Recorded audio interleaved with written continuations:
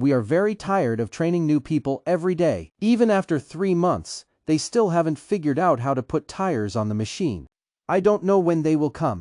Of course, Allah subhanahu wa ta'ala knows. They talk more than they do. So I'm trying not to let anything get into their heads. I'm training them to make them good mechanics. When I put the tire on upside down and ask them to put the tire on, they put it on so many places, but they can't even grip the rock well in other places.